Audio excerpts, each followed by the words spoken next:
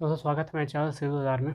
आज आपको बताऊंगा कि टेंडर बिल्लो क्या है और L1 सिस्टम क्या है। बहुत से लोग पूछते हैं कि L1 क्या है, बिल्लो बिल्लो क्या होता है। देखिए, जो कभी टेंडर निकलता है तो जो सबसे कम रेट बोली लगाते हैं उसका, उसी को बिल्लो कहते हैं और L1 कहते हैं। जो सबसे कम रेट में रहता है उसको L1 होता है। जो उससे थोड़ा सा ज़्यादा में रहता है वो L2 होता है। और जो उससे ज़्यादा उसी के अकॉर्डिंग रहता है, रिस्पेक्टिव ले लिया जाता है। 1 2 3 L1 L2 L3 करके लिया जाता है।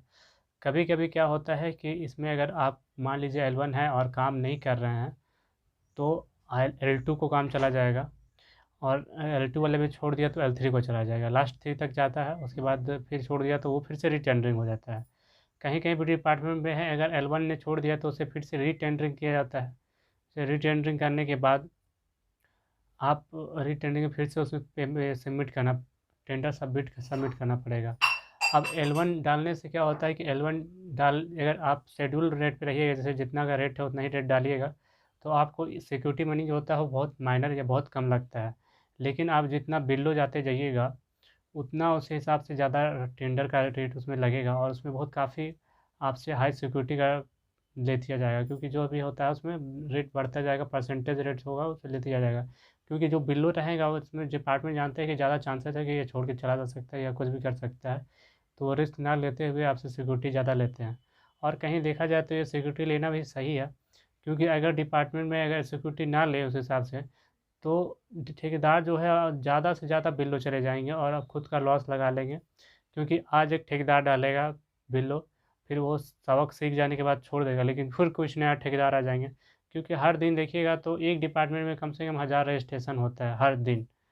अब उस हिसाब से नए ठेकेदार आएंगे, टेंडर डालेंगे, बिलो डालेंगे, लॉस करेंगे, फिर बैठ छोड़ देंगे काम कि ये सही नहीं होता है। फिर उस हिसाब से दूसरा ठेकेदार आएगा और ये सिस्टम सुधरेगा नहीं। क्योंकि कभी कभी होता है ना कि वो कुछ लोग सुधर जाएँ, लेकिन इसमें नहीं सुधार नहीं हो पाएगा, क्योंकि कुछ नए लोग आ जाएंगे वो फिर से बिलो कर चले जाएंगे। वो क्योंकि जो नए लोग होते हैं वो आते हैं, देखते समझते नहीं है, डायरेक्ट टेंडर बिडिंग कर देते हैं। बाद में उन्हें पता चलता है कि काफ़ी इसमें बिलो चले गए हैं और इस काम को करना मुश्किल है। तो उनके पास लास्ट उपाय बनता है कि वो छोड़ देते हैं उस काम को।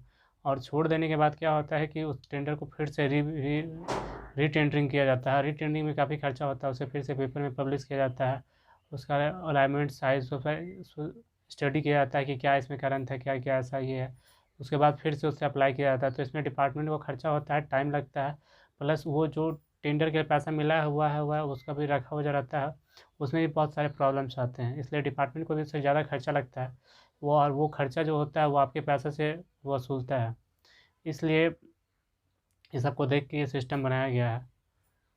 तो इसी तरह के वीडियोज़ मैं अपने चैनल पर डालता रहता हूँ। चैनल को लाइक सब्सक्राइब जरूर करें।